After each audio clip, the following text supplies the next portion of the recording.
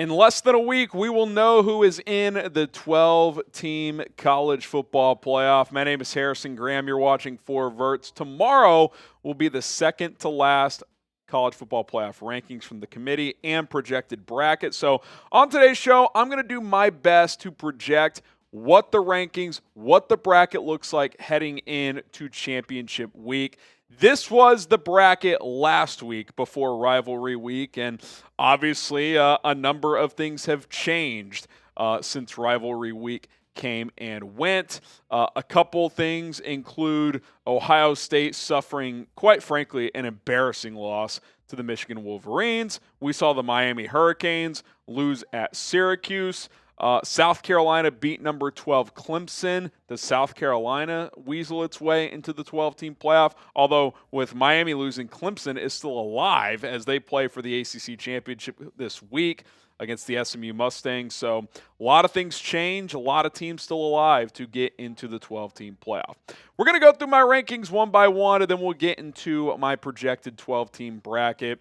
We'll kind of go through the locks first. The number one Oregon Ducks at 12-0. Only unbeaten team remaining. They'll face Penn State in the Big Ten Championship with Ohio State losing. Penn State sneaks in there at 11-1. Pretty good chance the winner out of that game is the number one overall seed for sure if it's Oregon. Potentially Penn State, depending on what happens with this team. The number two Texas Longhorns. If they were to win and Oregon lost, Texas would get the number one seed. But if Georgia beat Texas again and Penn State beat Oregon, Penn State, weirdly enough, could get the top seed. But the Longhorns have had a great year, only lost to Georgia. Now they get their rematch. I think they're better than Georgia. I just think they had a bad game in Austin midway through the season. I think they get their revenge and get either the first or second overall seed. The Penn State Nittany Lions quietly at 11-1, lost to Ohio State. They still haven't proven they can win that big game, but they're certainly going to get opportunities, and they got one this week. If they beat the Oregon Ducks, they will earn a first-round bye in the college football playoff, and they will be one of the top two seeds. So we'll see if James Franklin can secure a big-time win heading into the CFP. They're in the playoff no matter what happens.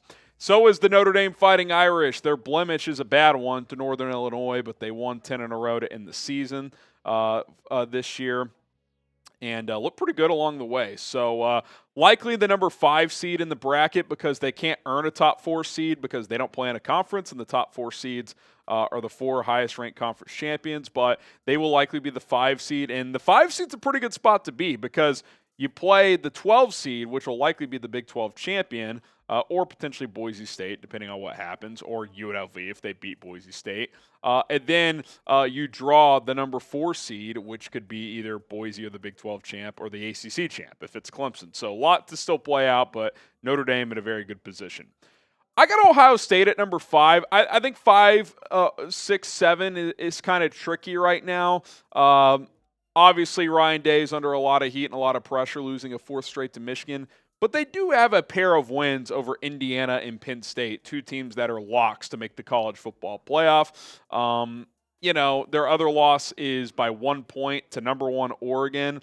Obviously, Ryan Day cannot keep losing to Michigan, and I think he needs a deep playoff run to keep his job long term. But I still think their resume is better than the Georgia Bulldogs, who I have at number 6. Georgia has had several close calls. They really should have lost to Georgia Tech this week. They beat them in 8 overtimes in a game they were clearly outplayed in. They lost to Alabama and Ole Miss, got blown out by the Rebs. They will face Texas in the SEC Championship, so if they win that, they'll get a top 4 seed. But I think if you stack up resumes, Ohio State, Georgia, Tennessee in here as well, I think Ohio State's is the strongest. Tennessee suffered losses to Georgia and Arkansas. So when you pair those 3 teams together, you really have to decide first, Ohio State or Georgia, who's higher. And then obviously Tennessee is going to be the lowest of the 3, or at least compared to Georgia because they lost the head-to-head there. But they're a lock for the playoff, as is Ohio State, despite not making their conference championship game.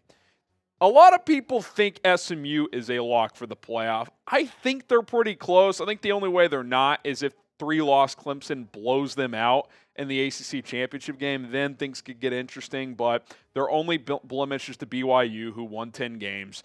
They're 11-1. They will play for an ACC championship against Clemson this week. If they win that, they will earn a top 4 seed. If they lose it, I still think they're in unless they get blown out. But they'd certainly be sweating on Selection Sunday. But what a great season for the Mustangs this year.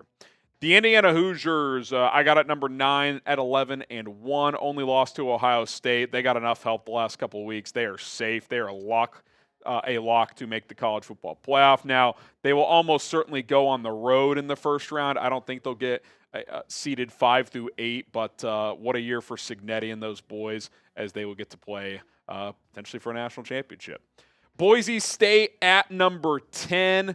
Their only losses by 3 to Oregon. They will face UNLV in the Mountain West Championship. The crazy thing is, though, that's probably a win. Winner goes to the playoff game because with Tulane losing, UNLV will almost certainly be the second highest ranked group of 6 team in Tuesday night's rankings.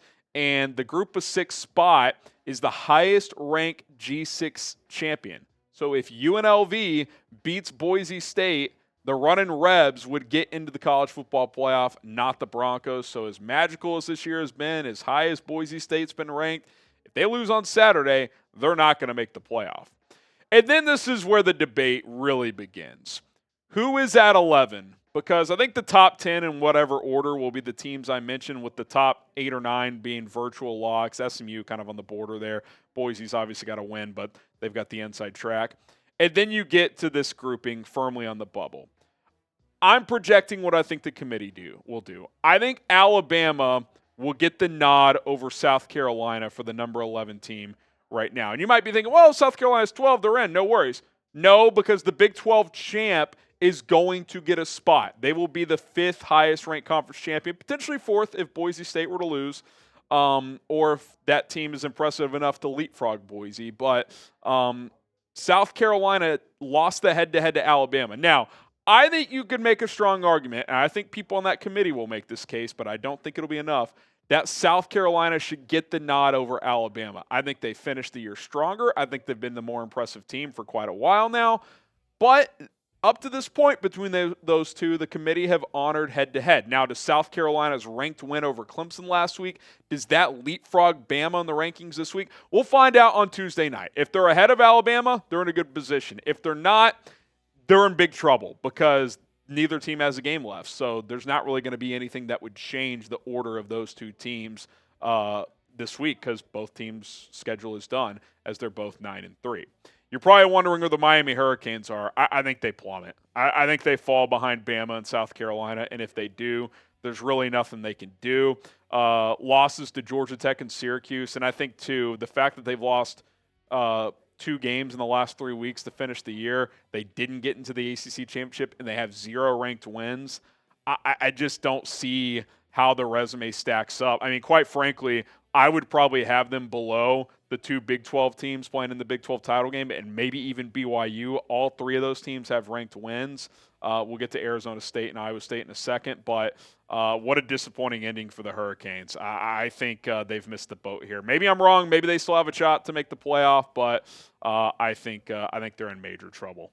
Okay, Arizona State at number 14. Iowa State at 15. No real deep analysis here. It's pretty simple. The winner of this game between these two teams, the Sun Devils and Cyclones, will make the college football playoff.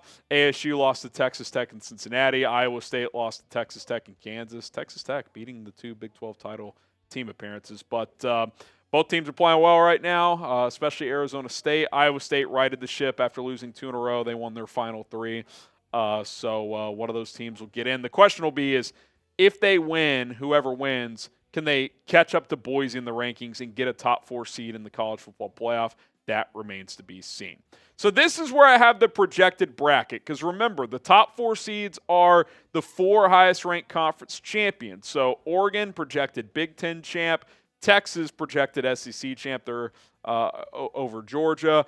SMU, the projected ACC champ over Clemson, and then Boise State, the projected Mountain West champ over UNLV.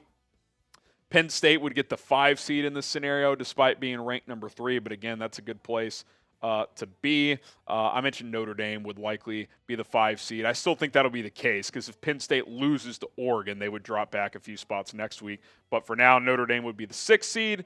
You've got Ohio State as the 7, playing 10th-ranked Indiana. Georgia, Tennessee in that 8-9 matchup, which I know Tennessee fans would hate because Georgia has dominated that game.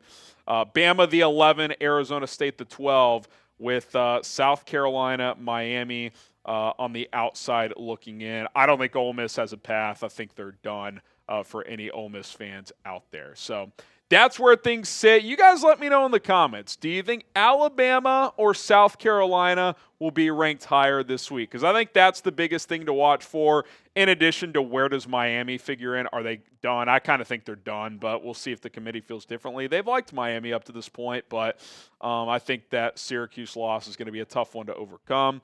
My name is Harrison Graham. Tomorrow night, the rankings come out, and then we see the madness play out this weekend before Sunday's revelation of the first 12-team college football playoff. Make sure to subscribe to us here at Verts NFL college football videos on a daily basis, and we'll see you soon.